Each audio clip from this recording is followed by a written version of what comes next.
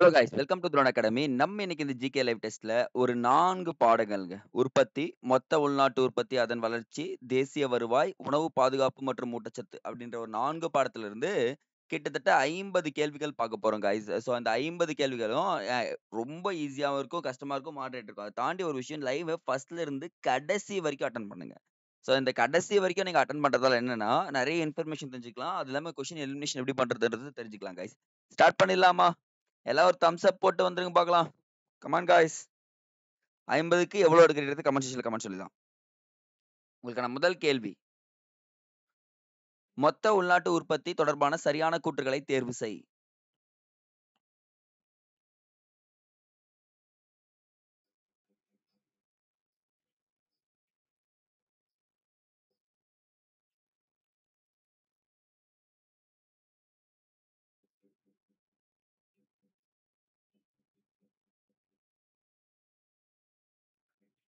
Okay guys. இங்க பாருங்க. இது ஒரு குறிப்பிட்ட கால வரையறைக்கு உரியதானது அல்ல. பொருட்கள் தொடர்பான அளவீடே ஆகும். சேவை தொடர்பானது அல்ல. பணம் சாராத அளவீடாகும். இது எல்லாமே என்னவா தோணுதுன்னா, எதுவுமே சரியில்ல. எல்லாமே தப்புன்னு தோணுது. ஸோ என்ன சொல்றேன்றத பாருங்க. இதுக்கு ஒரு நாட்டின் ஓர் ஆண்டில் 1 இயர் இருக்குங்க. அப்ப கால வரையறை இருக்கிறது. ஓகேங்களா? உள்நாட்டில் தயாரிக்கப்பட்ட பொருட்கள் மற்றும் சேவைகளின் மொத்த மதிப்பு. சேவைகளையும் ஆட் பண்ணிப்பாங்க. பிளஸ் மதிப்புன்றது தான் என்ன சொல்றாங்கன்னா, இங்க பணம் சொல்றாங்கப்பா. மதிப்பு தான் என்ன சொல்றாங்க? பணம் சொல்றாங்க. அப்ப என்னதாச்சுன்னா, இது எல்லாமே தவறானதுன்னு கேட்டதுன்னா, ஏபிசிடி 3மே தவறுன்னு சொல்லியிருக்கலாம். அங்க சரின்னே எதுவுமே இல்ல பாருங்க. எல்லாமே தவறு தான் அப்படின்னு சொல்லிட்டு வருதுங்க. ஓகேவா? அப்ப சி தாங்க ஆன்சர். எத்தனை இணைகள் சரியாக பொருந்தி உள்ளது என்பதை தேர்வு செய்.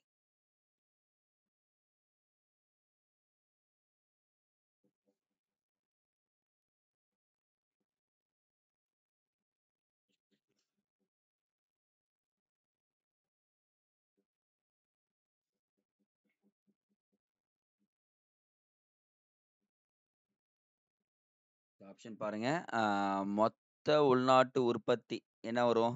கிராஸ் டொமஸ்டிக் ப்ராடக்ட்ன்னு வருமா?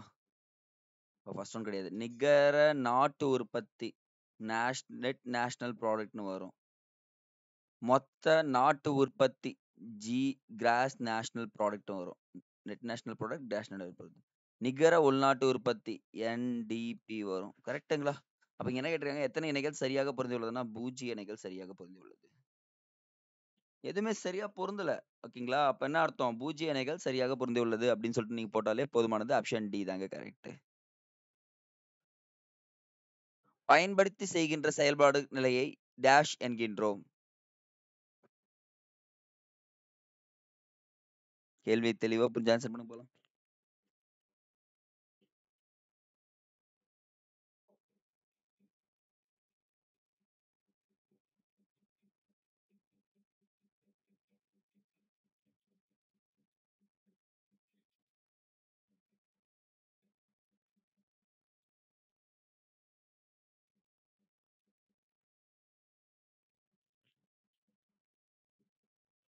முதன்மை நிலை உற்பத்தி, வேளாண் உற்பத்தி என்கின்றோம் அப்படின்னு சொல்லிட்டு சொல்றாங்க. ஸோ என்னன்னா, ஒரு பொருள் இருக்கு. அந்த பொருள வச்சு செய்யக்கூடிய உற்பத்திய தான் நம்ம என்ன சொல்றாங்க பார்த்தீங்கன்னா, பயன்படுத்தி செய்கின்ற உற்பத்தின்றாங்க. அப்போ 1 அண்ட் 4 தாங்க ஆன்சர் ரைட்.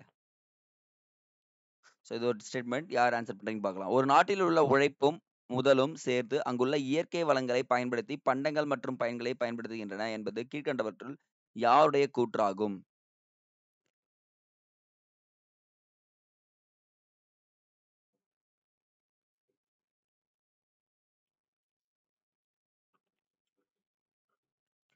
ஆன்சர் பண்ணுங்க பார்க்கலாம். ஸோ இதுக்கான ஆன்சர் வந்து பார்த்தீங்கன்னா, ஆல்பர்ட் மார்ஷல் அப்படின்றது சொல்றாங்கப்பா. 5வது பொறுத்துக்க. ஓகே. இப்ப தெரியுதா பாருங்க. Enough.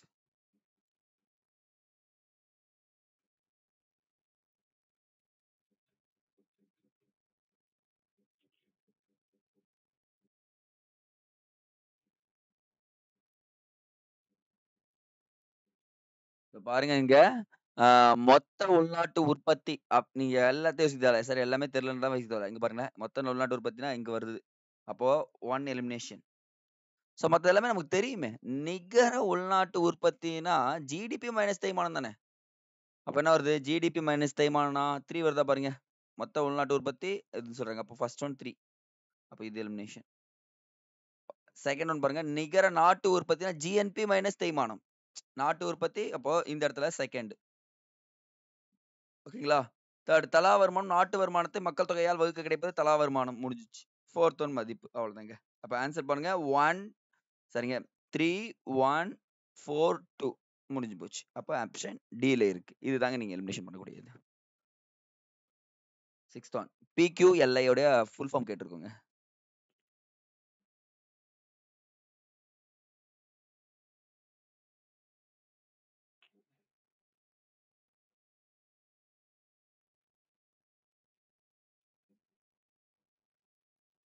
Physical quality of life index.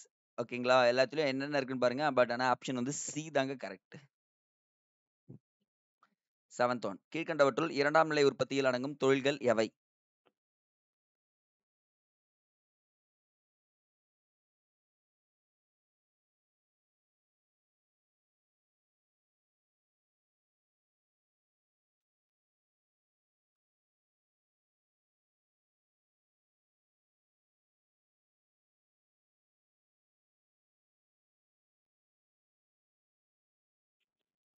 இப்ப பாருங்க மாவிலிருந்து ரொட்டி தயாரித்தல். ஒரு மாவுல இருந்து ரொட்டி தயாரிச்சாங்கன்னா அது இரண்டாம் நிலை தொழில் தான். இரும்பு தாதுவிலிருந்து பயன்படுகிற பொருட்களை தயாரித்தல் இதுவும் இரண்டாம் நிலை தொழில் தான்.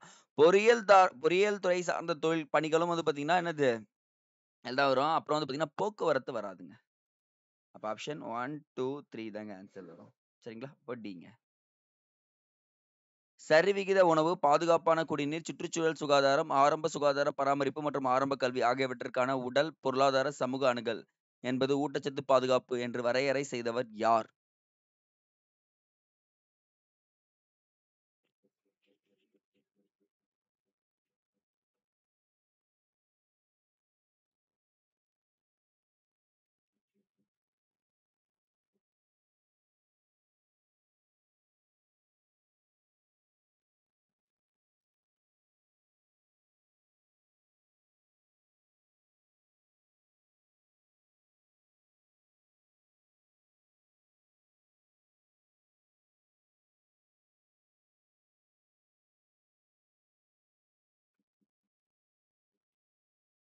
எம்.எஸ். சுவாமிநாதன் தாங்க இந்த வார்த்தைய சொல்லியிருப்பாரு. இதெல்லாம் டைரக்ட் கொஸ்டின்ங்க மிஸ் பண்ணக்கூடாது. Okay guys. கரெக்ட்டா சொல்லுங்க பார்க்கலாம். கொஸ்டின் படிங்க நான் ஆன்சர் சொல்றேன்.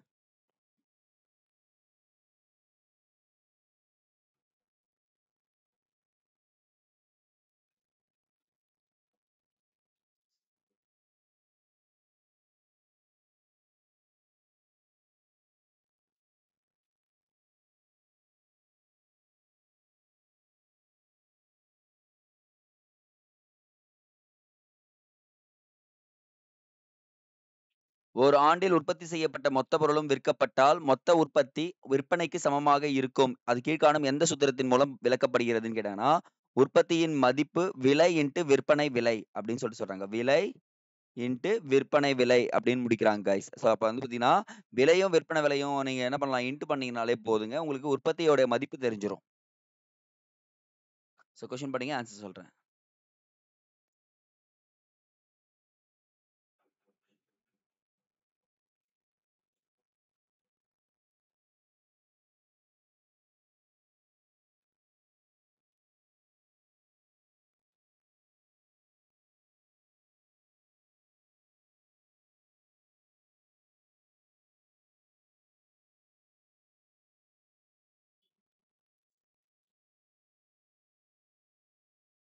ஒரு நாட்டில் உள்ள சில முதலீட்டு கருவிகள் உற்பத்தி செய்யும்போது தேய்மானம் அடையலாம், பழுதாகிப் போகலாம் அல்லது பயனற்றுப் போகலாம். அந்த தேய்மானத்தின் மதிப்பு ஜிடிபியிலிருந்து கழித்துவிட்டால் கிடைப்பது நிகர உள்நாட்டு உற்பத்தி. கரெக்ட்டுங்க.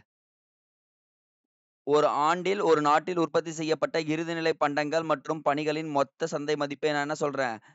ஜிடிபின்னு சொல்றேன். இதுவும் கரெக்ட்டுங்க. அப்போ கூற்று 1, கூற்று 2 ரைட். அப்ப இது கான்செப்ட் ரைட் கொஸ்டின் இது மிஸ் பண்ணக்கூடாதுங்க. ஏங்க ஆன்சர். உண்மையான வருமானம் கீழ்க்காணும் எந்த சூத்திரத்தின் மூலம் வழங்கப்படுகிறது அப்படின்றத கரெக்டா சொல்லுங்க காய்ஸ்.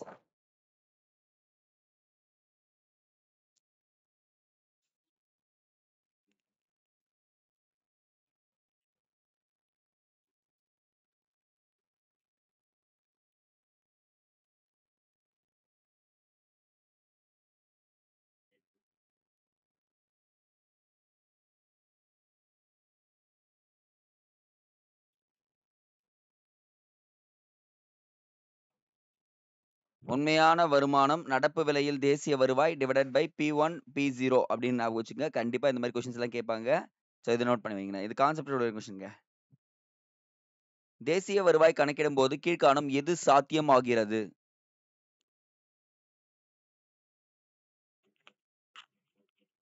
ஜென்ரலா யோசிங்களேன். நான் நேஷனல் இன்கம் கால்குலேட் பண்றேன். என்னென்னலாம் எனக்கு கிடைக்கும்?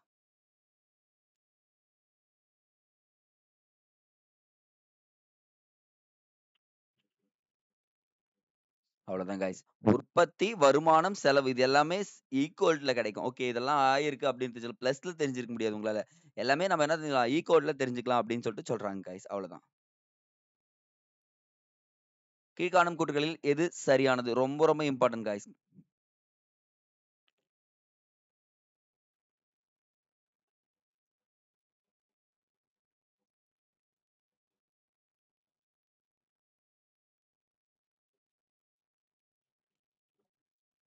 இந்தியா தொழில்துறையில் 8வது இடத்தில் உள்ளது. கரெக்ட்டுங்க. தொழில்துறையில 8த் பிளேஸ் தாங்க வி ஆர். இந்தியா பணிகள் துறையில் 2வது இடத்தில் உள்ளதுன்னு குடுத்திருக்காங்க. நோங்க. உலக அளவுல இந்தியா எத்தனாவது இடத்துல இருக்குன்னா, 6வது இடத்தில் உள்ளது அப்படின்னு சொல்லிட்டு சொல்றாங்க. அப்ப என்ன ஆயிடும் பார்த்தீங்கன்னா, கூற்று 1 மற்றும் சரியானது. மீதி எதுவுமே சரியில்ல அப்படின்னு சொல்லிட்டு சொல்றாங்க. சோ, உங்களுக்கு இது சேலஞ்சிங் கொஸ்டின். ஒரு 10, 20 கொஸ்டின்ஸ்க்கு ஒன்ஸ் சேலஞ்ச் குடுக்குறேன். யார் ஆன்சர் பண்றீங்க பார்க்கலாம். ஆஹா! இது கொஞ்சம் தள்ளி வந்துருச்சுங்க. ஓகே பார்த்துடலாம்.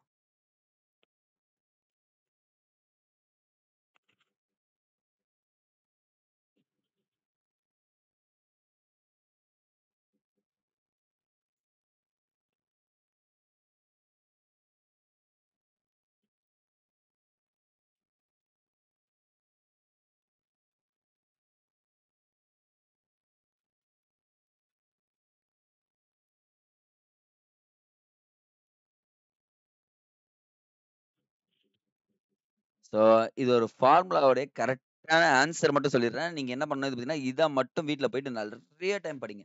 ஏன்னா, இது எக்ஸாம்ல ரிப்பீட்டடா கேட்கக்கூடிய வாய்ப்பும் இருக்குங்க. சோ, டபிள்யூன்றது என்னன்னு பாருங்க. ஃபர்ஸ்ட் கூலினா உங்களுக்கு என்ன தெரிஞ்சுக்கணும்னா, டபிள்யூ வொர்க். நீங்க அப்படி எடுத்துக்கங்க. முடிஞ்சு போச்சு. அப்ப என்னது? இது எலிமினேஷன். சரிங்களா? வாடகை அப்படின்னு சொன்னாங்கன்னா என்ன வரும்? ரேட் அப்படின்னு வருமா? நம்ம பெருசாலாம் ஒண்ணும் வைக்கல. அவ்வளோதான் முடிஞ்சுச்சு. ஈஸியா எலிமினேஷன் பண்ணிக்கலாம். செகண்ட் அப்ப என்ன ஆயிடுது? இது காலி. அது பாருங்க வட்டி, இன்ட்ரெஸ்ட் வருமா பாருங்க. முடிஞ்சுச்சுங்க. சார் நாங்க பெருசா வைக்கலைங்க. நல்லா தெரிஞ்சுக்கங்க. 1, 2, 3 இறக்குமதி அப்படின்னு சொல்லக்கூடியது வந்து பார்த்தீங்கன்னா, முடிஞ்சு போச்சு 4த். அப்போ 1, 3, 4, 2, 1 தாங்க ஆன்சர். நெக்ஸ்ட் 15வது. காரணி செலவு கீழ்காணும் எந்த சூத்திரத்தின் மூலம் அறியப்படுகிறது? சோ இதுவும் இம்பார்ட்டன்ட்.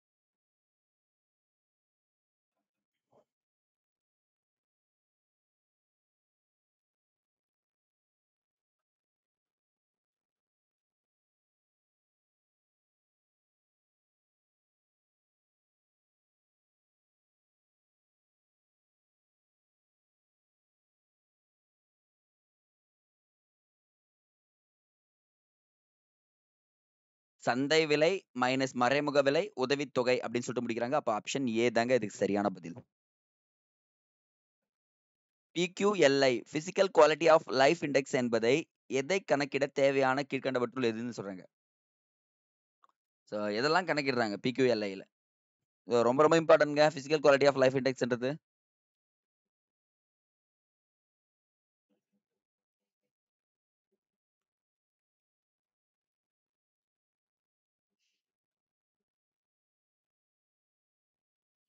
வாழ்க்கை தரம், வாழும் காலம், கல்வி அறிவு எல்லாமே சரியான பதில் தான் அப்படின்னு சொல்லிட்டு சொல்றாங்க guys. தேசிய உற்பத்தி கொள்கையின் நோக்கங்கள். சரி வாங்க ஸ்பீடா போலாம்.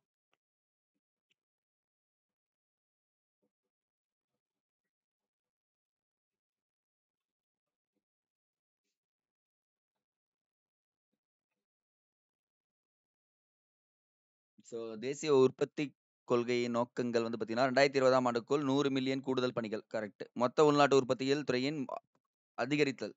பங்கு அதிகரிக்கணும். உற்பத்தி துறையில் கூடுதல் உள்நாட்டு மதிப்பு தொழில்நுட்பங்களை அதிகரித்தல். கரெக்ட். உற்பத்தி துறைக்கு உலகளவே போட்டியை உருவாக்குதல். இங்க எதுவுமே நெகட்டிவ் அப்ரோச் இல்லையா பாருங்க. கைஸ் நல்லா கவனிங்க. நெகட்டிவ் அப்ரோச் கிடையவே கிடையாது. அப்ப என்ன ஆன்சர்? 1, 2, 3, 4 தாங்க ஆன்சர்.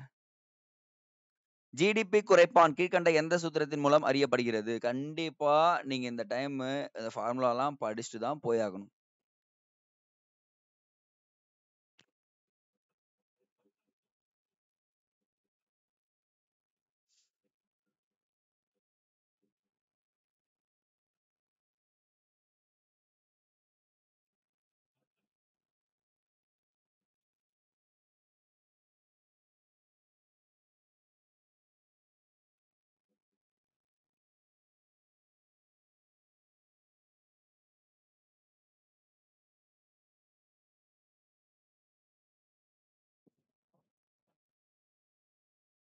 ஜிடிபி குறைப்பான் பணத்தின் மதிப்பு உண்மையான ஜிடிபி டிவைடட் பை பணத்தின் மதிப்பு டிவைடட் பை உண்மையான ஜிடிபி இன்ட்டு 100 அதுதாங்க ஆன்சர்.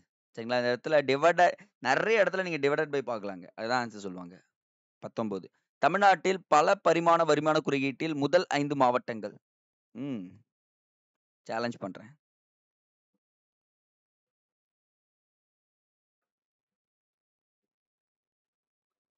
மல்டி டைமென்ஷனல் பாவர்ட்டி இண்டெக்ஸ்ல சொல்றத கேட்டிருக்கோம்.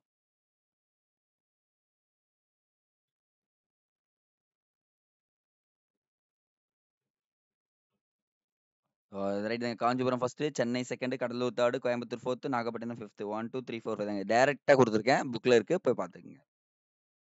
பொறுத்துக.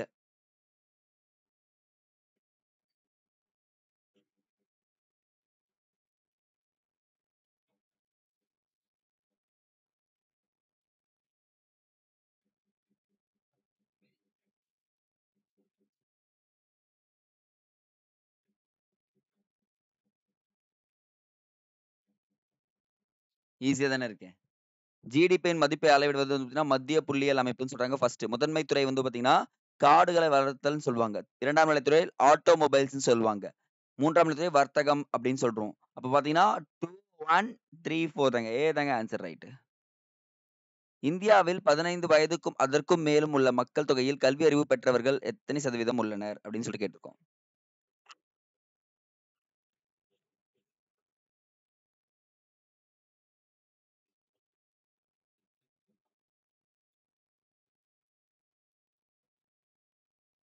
சூப்பர்ங்க. 63% டைரக்ட் டேட்டாங்க. கீழ்காண்டவற்றுள் 2ஆம் நிலை உற்பத்தியில் அடங்கும் தொழில்கள் எது? ஓகேங்க. ஒரு கொஸ்டின் ரிப்பீட்டடா? Sorry guys. இது என் மிஸ்டேக் தான். கரெக்ட்டா செக் பண்ணேன். லைட்டா வந்துருச்சு. பரவால்ல. உங்களுக்கு வர மார்க் தான் இதுவும். ஸோ இதுக்கு ஆன்சர் தெரியும். மாவிலிருந்து ரொட்டி தயாரித்தல் ஃபர்ஸ்ட் ஒன். ஓ இங்கேயும் மாறி இருக்கா? 1, 2, 3, 4 மாத்திக்கங்க. செகண்ட் ஒன் இரும்பு தாதுவிலிருந்து பயன்படக்கூடிய பொருட்கள் தயாரித்தல் பொறியியல் துறை சார்ந்த பொருட்கள். அப்போ 1, 2, 3 தாங்க ஆன்சர். தனிநபர் வருமானம் என்பது எதை இருக்கலாம் அப்படின்னு சொல்றாங்க.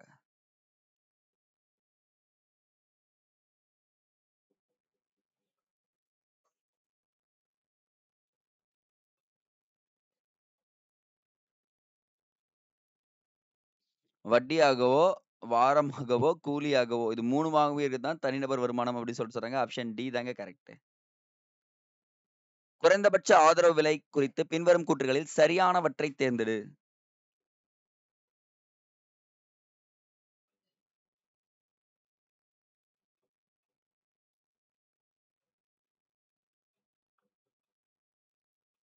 ஸோ இதுக்கான ஆப்ஷன் வந்து பார்த்தீங்கன்னா, டி தாங்க வரும். ஏன்னா விவசாயிகள் அவர்கள் பயிர்களுக்கு முன்பே அறிவிக்கப்பட்ட விலை தான் வழங்கப்படுகிறது. ஸோ மினிமம் சப்போர்ட் பிரைஸ்ன்றது பயிர் அறுவடைக்கு முன்பே அறிவிச்சுருவாங்க. பயிர் விதைக்கும் காலத்தில். அந்த விலை குறைந்தபட்ச ஆதரவு விலை என அழைக்கப்படுகிறது. இந்த பயிர்கள் உற்பத்தியை உயர்த்துவதற்காக விவசாயிகளின் ஊக்கத்தொகை வழங்குவதற்காகவும் விதைப்பு பருவத்தின் முன்னர் ஒவ்வொரு ஆண்டும் எம்எஸ்பி அரசாங்கத்தால் அறிவிக்கப்படும் அப்படின்னு சொல்றாங்க. இது எல்லாமே சரியான பதில். அப்ப ஆப்ஷன் வந்து பார்த்தீங்கன்னா 1, 2, 3 தாங்க ஆன்சர். 25 பின்வருவனவற்றுள் இந்தியாவின் விவசாய கொள்கை 2018 சில முக்கிய நோக்கங்கள்.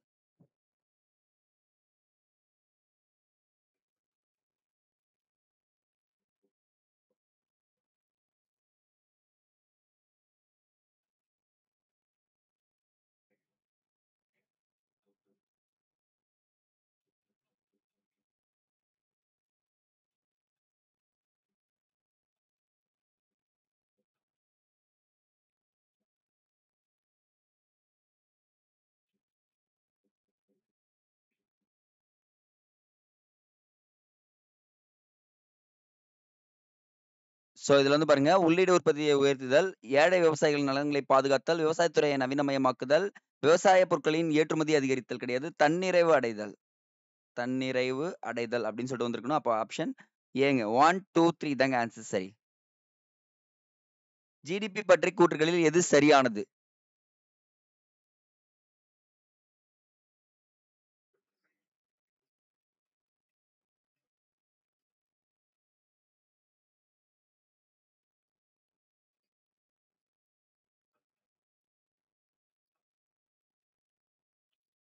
சந்தையில் விற்கப்படும் பண்டங்கள் மற்றும் பணிகளின் மதிப்பு மட்டுமே உள்நாட்டு உற்பத்தியில் அடங்கும். கரெக்ட். சுத்தமான காற்று ஆரோக்கியமான வாழ்க்கைக்கு முக்கியமானது. எனினும் இதற்கு சந்தை மதிப்பு இல்லை. இதுவும் கரெக்ட்.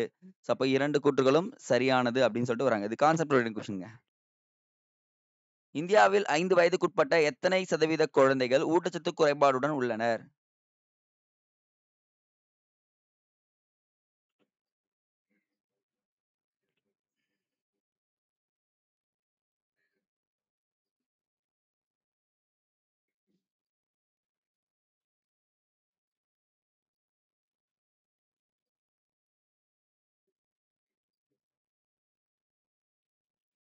நாற்பத்தி 4% குழந்தைகள் அப்படின்னு சொல்லிட்டு போடணுங்க. 28.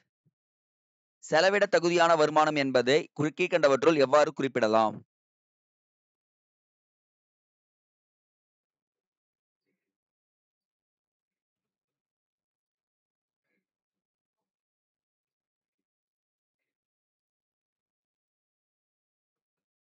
என்னுடைய வருமானத்துல இருந்து நான் டாக்ஸ கழிச்சுட்டுனா என்கிட்ட இருக்கிறது எல்லாமே என்னது? செலவிடக்கூடிய வருமானம் தானே. அப்போ இன்டைரக்ட் நேர்முக வழியை கழித்தால் எனக்கு கிடைப்பது என்ன செலவிடக்கூடிய வருமானம். தனிப்பட்ட வருமானம் மைனஸ் நேர்முக வரி அப்படின்னு ஞாபகம் வச்சுக்கங்க. விவசாய கொள்கையின் முக்கியமான குறிக்கோள்கள் எதுன்னு கேட்டிருக்கோங்க. தெரியலீங்களா? இப்போ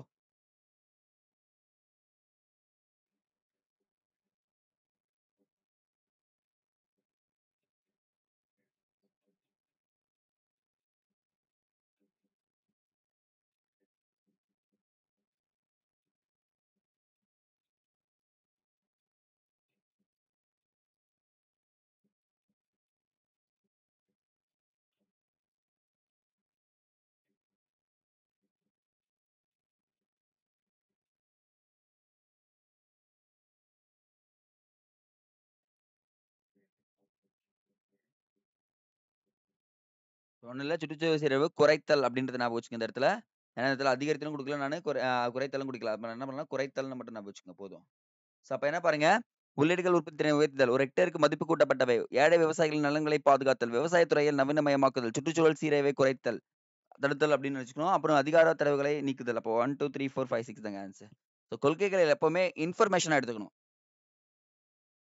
கீழ்காணும் கூற்றுகளில் எது சரியானது?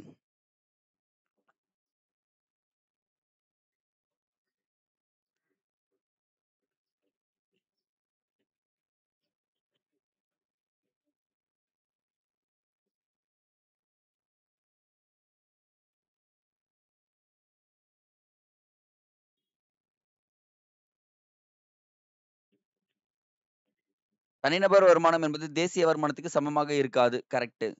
மாற்று செலுத்துதல் டிரான்ஸ்பர் பேமெண்ட் தனிநபர் வருமானத்தோடு சேர்க்கப்படுகிறது. இதுவும் கரெக்ட். அரசிடமிருந்து கிடைக்கும் ஓய்வூதியம் தனிநபர் வருமானத்தில் சேர்க்கப்படுவதில்லை. சேர்க்கப்படும். நீங்க ஓய்வூதியம் வாங்க ஆரம்பிச்சிட்டாலே என்ன அர்த்தம்? தனிநபர் வருமானம் வாங்குறீங்கன்னு தான் அர்த்தம். அப்ப ஆப்ஷன் ஏ தாங்க. 1 and 2 தாங்க ஆன்சர். சந்தை விலை என்பது கீழ்காணும் எந்த சூத்திரத்தின் மூலம் விளக்கப்படுகிறது? உங்களுக்கு நான் சொல்லிக் கொடுத்துட்டேன்னு நினைக்கிறேன். இத மட்டும் கொஞ்சம் மாத்திக்கங்க.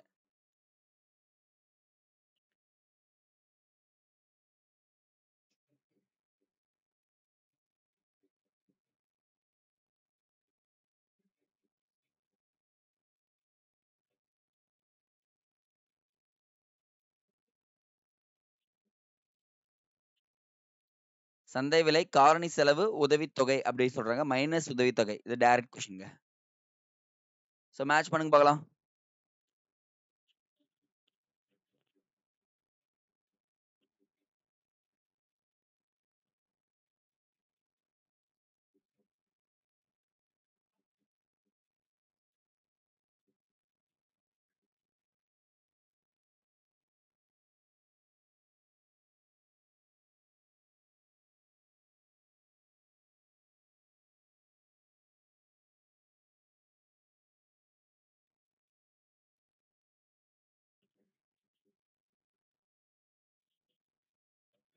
முதன்மை உற்பத்தி அப்படின்னு நீங்க ஞாபகம் வச்சுக்கோங்க. அப்படின்னா மீன் பிடித்தல், சுரங்கத் தொழில்கள். First one. இப்போ 2ல இருக்கு. கால பயன்பாடு, எதிர்கால சேமிப்பு. Second one. நாடுகளின் செல்வம் என்ற புத்தகத்தை எழுதியவர் ஆடம் ஸ்மித். அப்ப முடிஞ்சு போச்சு பாருங்க. இதுலயே நம்ம ஆன்சர் பிடிச்சிடலாம். ஐயோ! அப்படி பார்த்தோன்னா டியும் பியும் எலிமினேஷன். மீதியெல்லாம் நிக்கும். ஓகேங்க. அப்புறம் பாருங்க மனித மூலதனம் அப்படின்றது. மனித மூலதனம் தொழில் முனைவோர்ல வருவாங்களா? சரிங்க. கல்வி மற்றும் உடல்நலத்துல வருவாங்களா பாருங்க. கல்வி மற்றும் உடல்நலம் தான் வருவாங்க. மனித மூலதனம்ன்றது. அப்போ இது 4த் ஒண்ணு ஆயிடுச்சு. புதுமை புனைவோர் அப்படின்னு தொழில் முனைவோர் அப்படின்னு சொல்லிட்டு முடிக்கலாங்க. சோ இது வந்து பார்த்தீங்கன்னா, கான்செப்ட் வச்சு கேட்டிருக்கும். சோ இத அடிச்சீங்கன்னா ஏ ஆப்ஷன்ங்க. 33. இந்தியாவின் வறுமை மற்றும் பிரிட்டிஷ் இல்லா ஆட்சி எனும் புத்தகத்தை எழுதியவர் யார்?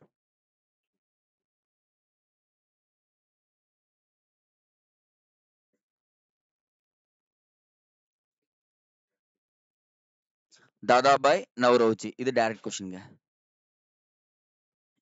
இடைநிலை பண்டங்கள் என்பதன் பொருளை வரையறுத்த பொருளியல் வல்லுனர்கள் யார்?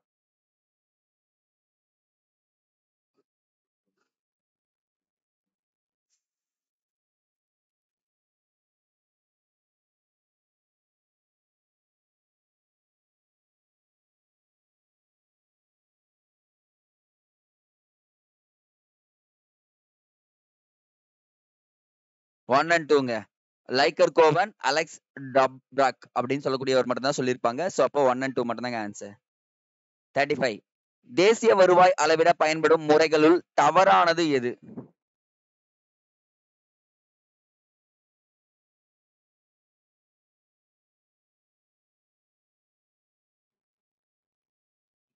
உற்பத்தி முறை, வருவாய் முறை, செலவு முறை. இத வச்சு நம்ம தேசிய வருவாய் எல்லாம் அளவு முறைன்றது கிடையவே கிடையாது. அப்ப என்ன பண்ணலாம்? இது எலிமினேஷன் பண்ணிடலாங்க.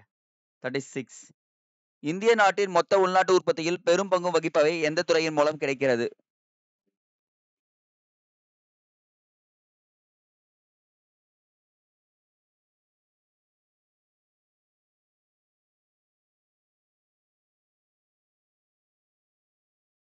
பெரும் பங்கு 3ஆம் நிலைத்துறை என அழைக்கப்படுகிற சேவை துறையின் மூலம் தான் கிடைக்கிறது. சோ அப்ப பாருங்க முதல் நிலைத்துறைக்கு என்ன சொல்லுவாங்க? ரெட் பெல்ட் லேபர்ன்னு சொல்லுவாங்களா? 2ஆம் நிலைத்துறைக்கு ப்ளூ பெல்ட் லேபர்ஸ்ன்னு சொல்லுவாங்க. அடுத்தது பார்த்தீங்கன்னா 3ஆம் நிலைத்துறைக்கு பிங்க் பெல்ட் லேபர்ஸ் அப்படின்னு சொல்லிட்டு சொல்லுவாங்க. சோ இந்த லேபர்ஸ் கண்டிப்பா நீங்க தெரிஞ்சு வச்சுக்கணும். அது உங்களுக்கு எக்ஸாம்ல கேட்பாங்கப்பா. அப்ப ஆன்சர் வந்து பார்த்தீங்கன்னா 3ஆம் நிலைத்துறை சி அப்படின்னு போடும் உங்களுக்கு மார்க். 37. நிகர நாட்டு உற்பத்தி எவ்வாறு குறிப்பிடப்படும்?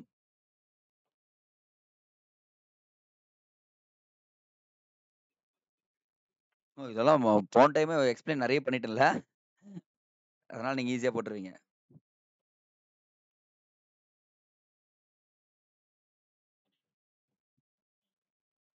மொத்த நாட்டு உற்பத்தி மைனஸ் தேய்மானத்த கழிச்சா எனக்கு என்ன கிடைச்சிடும் எனக்கு? நிகர நாட்டு உற்பத்தி கிடைச்சிடும். ஆப்ஷன் பி தாங்க.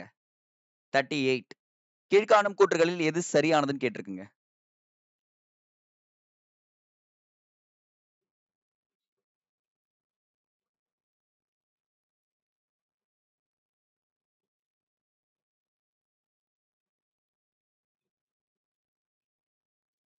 இந்த கொஸ்டின் பயங்கரமா உங்களுக்கு ஈஸியான கொஸ்டின் தான். காஷ்மீரில் உற்பத்தி செய்யப்பட்ட ஆப்பிள் அங்காடி மதிப்பு ஜிடிபியில் சேர்க்கப்படும். கரெக்ட்டுங்க. ஜிடிபில சேர்த்துப்பேன். ஆனா கலிபோர்னியாவில் உற்பத்தி செய்யப்பட்ட ஆப்பிள் அங்காடி மதிப்பு இந்தியாவின் அங்காடி விற்பனை செய்தால் சேர்க்கப்படாது. அது என்ன சேர்க்கப்படும்? ஜிஎன்பில சேர்க்கப்படும். அப்போ செகண்ட் ஒன் தப்புங்க. சோ அப்ப பாருங்க எனக்கு கூற்று 1 மட்டும் தான் சரி அப்படின்னு சொல்லிட்டு சொல்றாங்க. அடுத்தது. கீழ்க்கண்ட மொத்த உள்நாட்டு உற்பத்தியின் பயன்களில் எது தவறானது?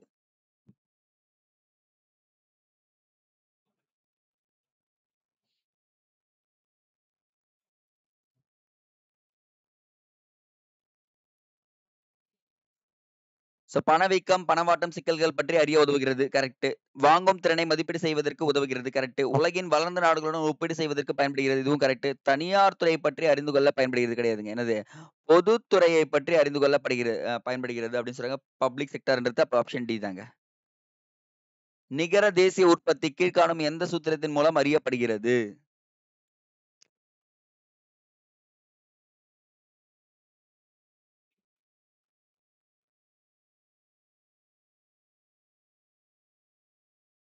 ஃபார்முலா கேட்டிருக்கேன்.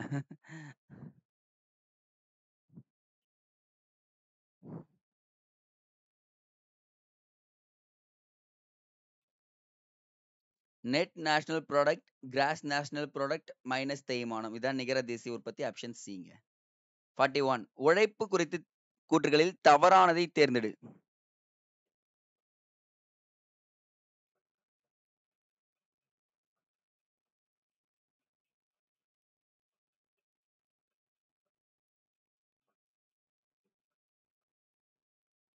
ஜெனரலிஸ்டிக்கா யோசிங்க. உழைப்பு ஒரு சீரானதல்ல. திறமை, பயிற்சிக்கு நபருக்கு நபர் மாறுபடுகிறது. First one right. உழைப்பை உழைப்பாளர்களிடமிருந்து பிரிக்க இயலாது. இதுவும் கரெக்ட். உழைப்பை சேமித்து வைக்க இயலாது. ஆமா, பயன்படுத்திட்டு தான் இருக்க முடியும். உழைப்பு இடம்பெயரக்கூடியது ஆகும். இடம்பெயரக்கூடியது அல்ல கிடையாது. அப்போ ஆப்ஷன் டி தாங்க தப்பு. டக்கு டக்குன்னு இடம்பெயர்ந்துட்டே இருக்கும் உழைப்புன்றது. மொத்த தேசிய உற்பத்தியில் இருந்து தேய்மானம் கழிக்கப்படும் போது பெறப்படும் நிகர மதிப்பு எது? நெறைய கான்செப்ட் ஓரியன்டட் கொஸ்டின் தான். இதுக்கப்புறம் இந்த கான்செப்ட் ஓரியன்டட் கொஸ்டின் எல்லாமே அடிச்சு தும்சம் பண்ணிடணும் நீங்க. அதுக்காக மட்டும் தான் வச்சிருக்கோம்.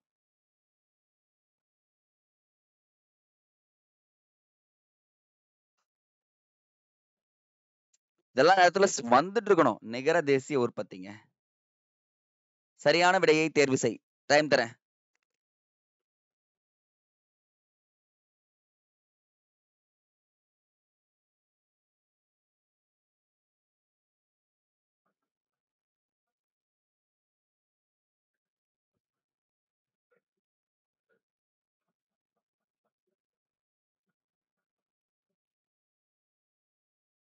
மனிதவள மேம்பாட்டு குறியீடு ஜெர்மன் நாட்டு கிடையாது. பாகிஸ்தான் நாட்டவரால் கண்டுபிடிக்கப்பட்டது. இது கரெக்ட். தப்பு.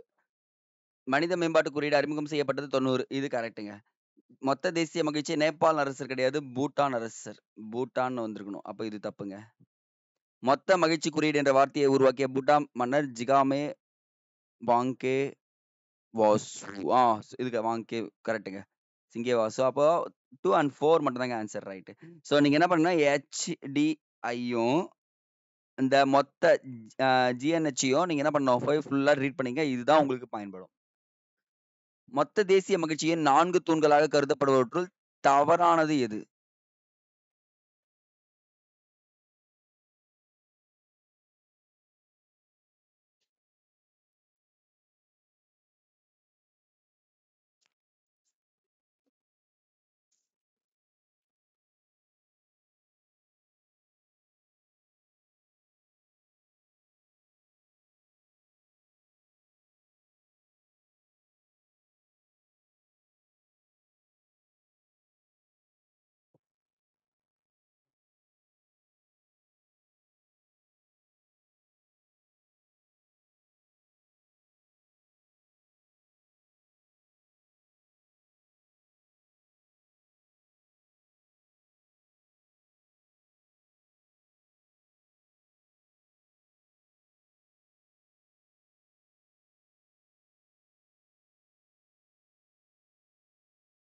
இங்க பாருங்க, நிலையான சமூக பொருளாதார வளர்ச்சி, சுற்றுச்சூழல் பாதுகாப்பு, கலாச்சாரத்தை மேம்படுத்துதல், நிலையான ஆட்சி கிடையாது, சிறந்த நிர்வாகம் அப்படின்னு சொல்லிட்டு வந்திருக்கணுங்க. என்னங்க, சிறந்த நிர்வாகம் வந்ததால ஆன்சர் ரைட்டுங்க. 45.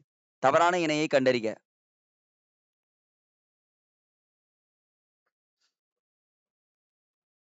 வாங்க, இன்னும் 5 கொஸ்டின் தான். ஒருத்தருடைய மைண்ட் வாய்ஸ். நாங்க வரோம் சார். Excuse me. நீங்க சீக்கிரமா முடிங்க. அதானே, முடிச்சிடலாங்க.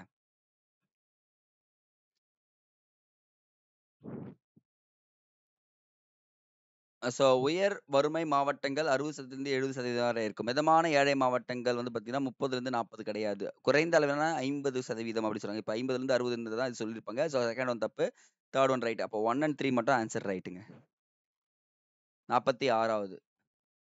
பொருளாதார வளர்ச்சி என்பது பொருளாதார முன்னேற்றத்தின் ஒரு அம்சமாகும் என்பது யாருடைய கருத்து?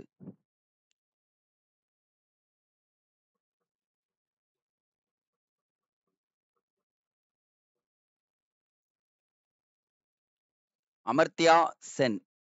ஆப்ஷன் ஏங்க. சரியான விடையை தேர்வு செய்.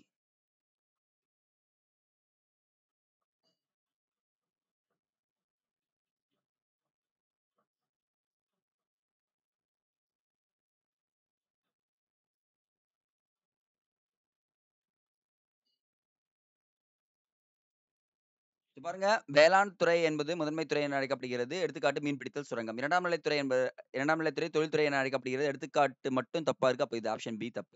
செகண்ட் ஒன் எலிமினேஷனா இதுவும் தப்பிச்சுட்டாங்க. 3ஆம் நிலைத்துறை பணிகள் துறை என அழைக்கப்படுகிறது. சேவை துறைன்றது கரெக்ட். அறிவியல், ஆராய்ச்சி, போக்குவரத்து, வர்த்தகம். அப்ப கரெக்ட். அப்ப ஆப்ஷன் வந்து பாத்தீங்கன்னா 1 அண்ட் 3 தான் ஆன்சர் ரைட்டுங்க. 48வது. வேலை பகுப்பு முறை அறிமுகப்படுத்தியவர் யார்?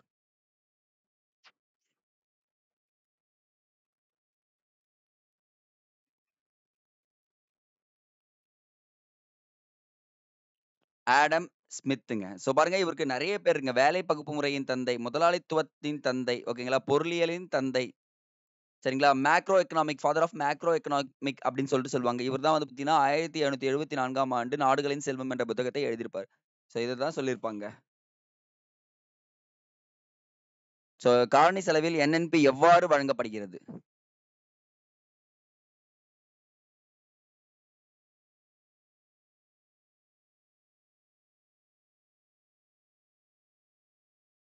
கேட்டது என்என்பி. காலனி செலவில் கேட்கல. என்என்பி கேட்கிறேன்.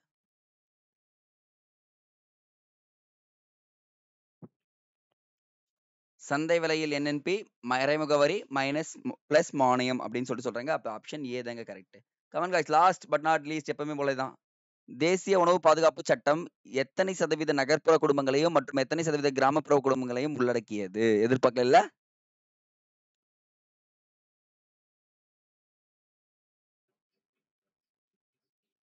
ஜென்ரலா யோசிச்சீங்கன்னா ஈஸியா போட்டுடலாம். 2 எலிமினேஷன் வந்துரும். ஆனா அது கன்ஃபார்ம் படிச்சுதாங்க இருக்கணும். ஜெனரலா யோசிக்க முடியாது. ஸோ நகர்ப்புற குடும்பங்கள் 50% 50% கிராமப்புற குடும்பங்களுக்கு 75% கொண்டுள்ளது அப்படின்னு சொல்லிட்டு சொல்றாங்க. அப்போ ஆப்ஷன் ஏ தாங்க இதுக்கான ஆன்சர். ஓகே காய்ஸ், இன்னைக்கு வெற்றிகரமா 50 கொஸ்டின் முடிச்சிட்டோம். 50க்கு எவ்வளோன்றத கமெண்ட் செக்ஷன்ல மறக்காம கமெண்ட் பண்ணிடுங்க. உங்களுடைய மார்க் எல்லாத்துக்குமே ஆட்டன் கொடுத்துடலாம். ஸோ நான் உங்களுக்கு சொல்ல வேண்டிய ஒண்ணு தான். ஒண்ணு ஆரம்பிச்சிட்டீங்கன்னா அது கடைசி வரைக்கும் முடிச்சுட்டு அதுக்கப்புறம் அடுத்த விஷயத்த பார்க்கணும். ஸோ லைவ் அட்டெண்ட் பண்ணவங்க எல்லாருக்குமே குட் அண்ட் பிக் அப்ளாஸ் கொடுத்துட்றேன். Thank you so much guys. See you. Bye bye bye bye.